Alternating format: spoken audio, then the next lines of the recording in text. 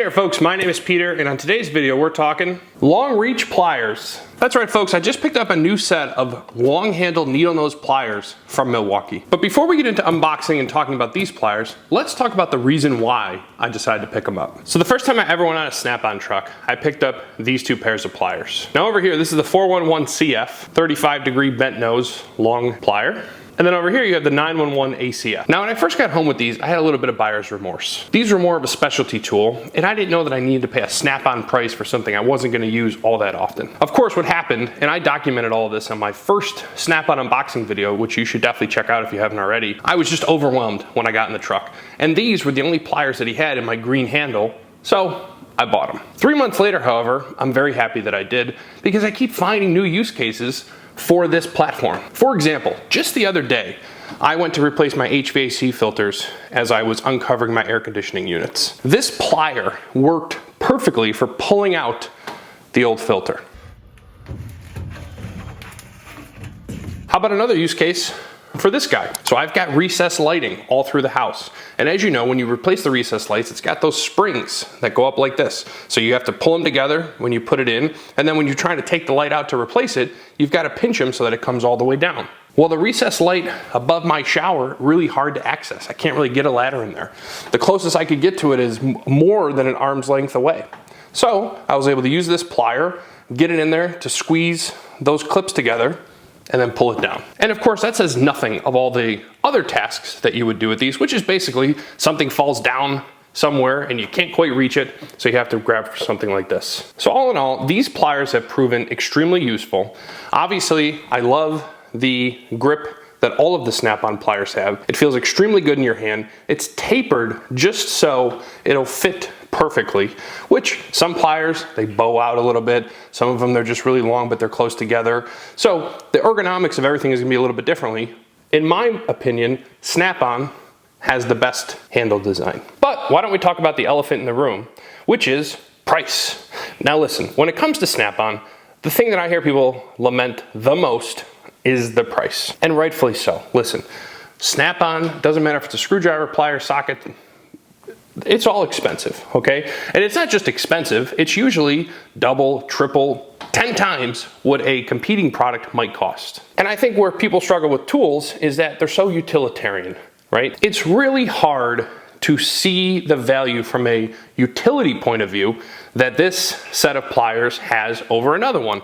Because, especially in a specialty tool, you could theoretically go your whole life and not pick up on some of the hidden features that these tools have to offer. And then at that point, what you're left to do is compare price on a quality scale, or on a manufacturing scale, or on a warranty scale. Now for my money, Snap-on tops every manufacturer along those scales.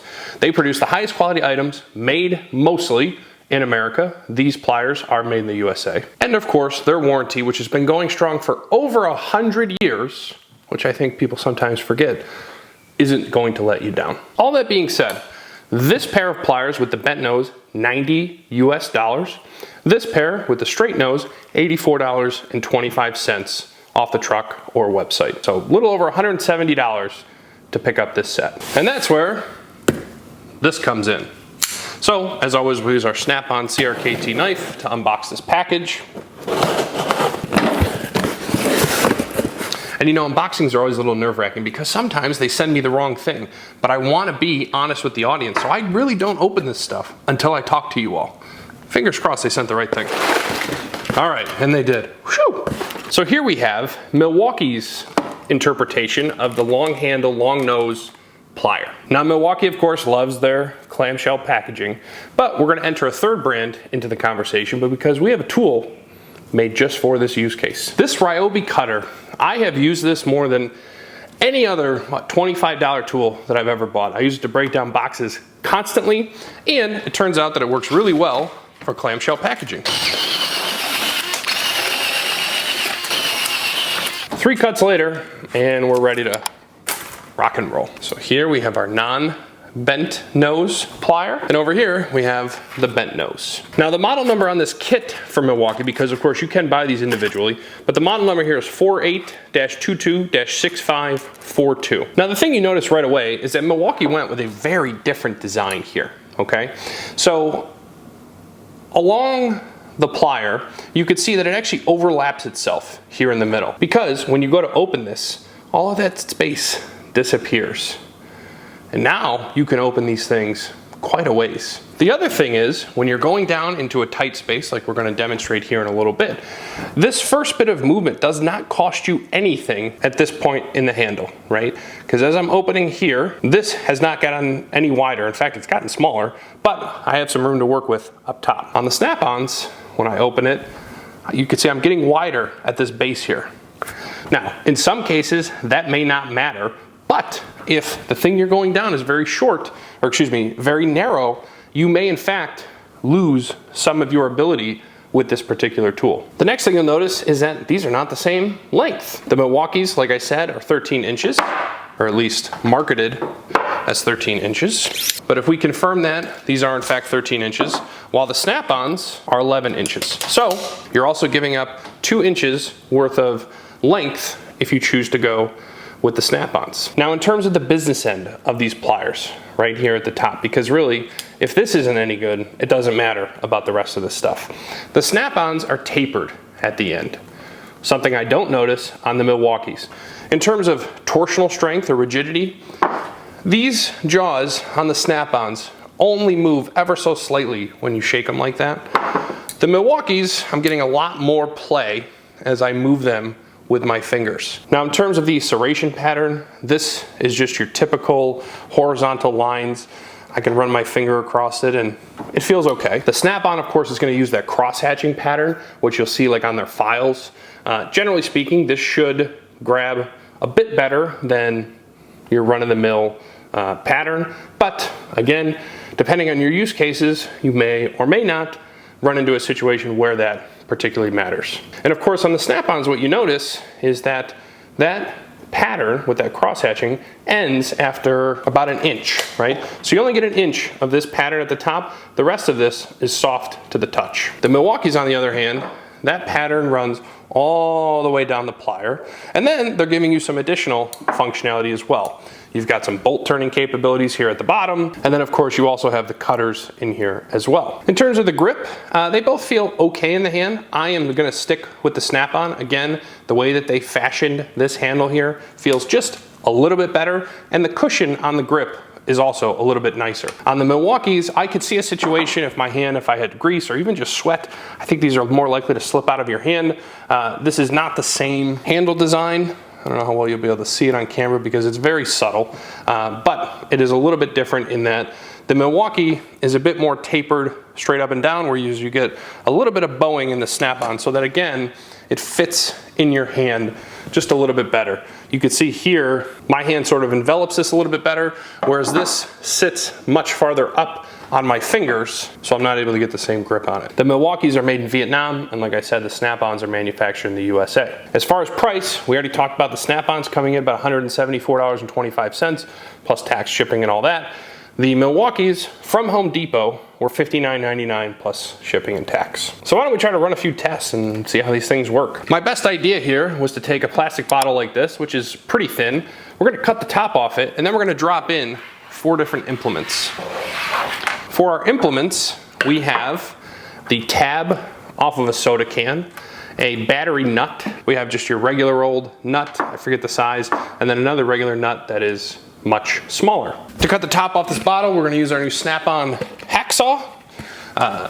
Like I said in the video where I unboxed this, I didn't know that Snap-on made a hacksaw. I got an incredible deal. You should check out that video. My Snap-on dealer had a baby, and so he's been on paternity leave, and I found a guy on Facebook Marketplace that gave me a pretty smoking deal on a bunch of stuff. So check it out.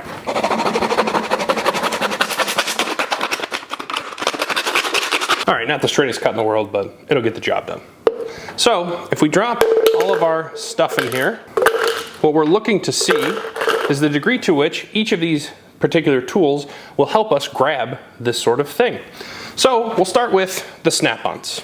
Now, for the purpose of this test, I'm only going to deal in the straight nose because I just don't have a good similar test for the bent tips, but you could imagine a scenario in which you're coming at a bit of an angle, and then that makes more sense than this. So, but let's give it a try. So this is a little awkward because I'm filming, but obviously we're able to grab the first nut with no problem. Why don't we try the smaller of the two? again, not an issue. Now in both of these, and maybe I should have found something that was even thinner, I'm able to open this just about the entire way. So we have our tab from our soda can,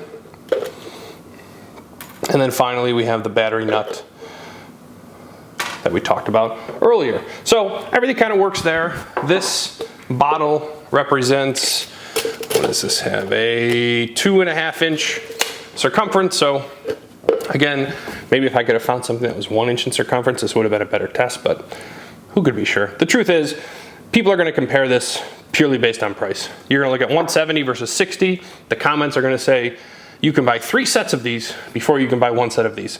I don't find that to be a very compelling argument. I only need 1 set. In this case, I need 2, and I'll explain why in a little bit. But that in and of itself, to me, is not a very good argument. I want the best tool that I can buy, and then I want to buy it once and be done with it. In this case, I want to have a set of this long handle in my home toolkit, which I did a video on and you should check out. So that's why for my second pair, I went with the Milwaukees, and the snap-ons are going to live in the toolbox in the garage. So again, we'll drop everything in there. Small nut, not a problem. Big nut, also not a problem. Tab from the can, and finally our battery nut. So maybe not the best test that I could have come up with, but if you have something better, let me know in the comments down below. So with all that being said, if I was only gonna buy 1 set of these, what would I buy? I think you're gonna be really hard pressed to beat out this Milwaukee. For me, the deciding factor is just how much space I am forced to give up when they're open at the same level here in the middle of the shaft. Effectively, this is about 1/2 inch. And again, the snap-ons now are opened to the same level, and you're looking at about 1.25 inches. So depending on how tight the area is in which you're trying to work, that's a 200% difference nearly in terms of the width at the shaft when open at the same rate. Now, I mentioned earlier that there's those subtle features that exist on the snap-on tools. For me, it comes down to this taper on the tip, as well as the talon grip, sort of crosshatch, file-like pattern. And so that to me just is typical of snap-on, in which you have a piece of functionality that you may or may not ever come across a need for. It's extremely hard to quantify its value because who else is doing exactly this? So it's really hard to make a true apples to apples comparison. And then you have all the other stuff that's hard to quantify, like build quality, point of origin, etc. All that being said, if you don't care where it's made, you don't care about the warranty or even the build quality, because to be clear, I think this is a higher quality item. If you don't care about any of that, and to be clear, I'm not saying that you need to, you cannot go wrong with this set of Milwaukee long nose pliers for $59.99. Which one of these sets would you purchase? Is the snap-on worth about 3 times the price? Do you care that much about that crosshatch pattern and the tapered nose and the origin of manufacturer? Or are these snap-ons actually just exceedingly good pliers for which right now there is no substitute? Like I said, I'm more inclined to go with the latter. I think that these are incredible values for what you're getting, and I'm extremely happy to have them. But my snap-ons aren't going anywhere. They will continue to live in the toolbox. So that's all for this video. Thank you so much for watching. Be sure to like, comment, subscribe, share with a friend, debate me in the comments, whatever, and I will see you all on the very next video.